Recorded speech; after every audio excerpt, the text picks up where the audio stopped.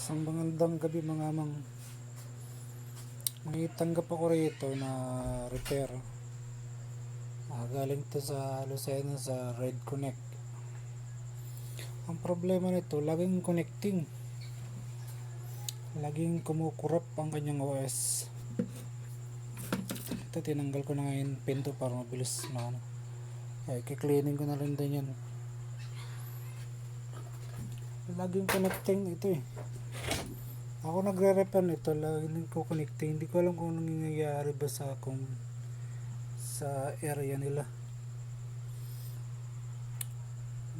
Inuwi ko na dito sa bahay para i-reflashing.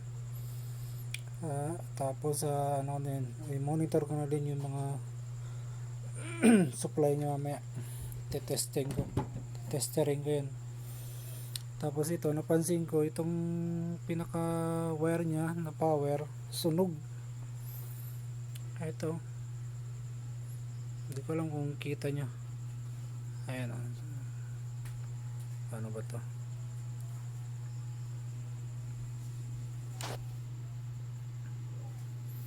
Ayan, sunog. Maitim siya. Alam naman ng mga electrician yan kung sunog ba ang wire o hindi. Ayan. Nung inamoy ko pati, amoy sunog talaga. Maaari din kasi ano eh, ang source kasi ng corrupting ng OS power. Alam ng mga expert yan.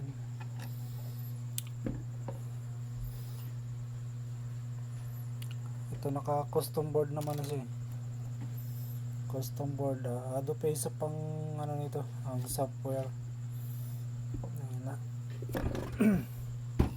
Ngayon, i-replace ko to ngayon. Palitan ko na rin tong wire na to.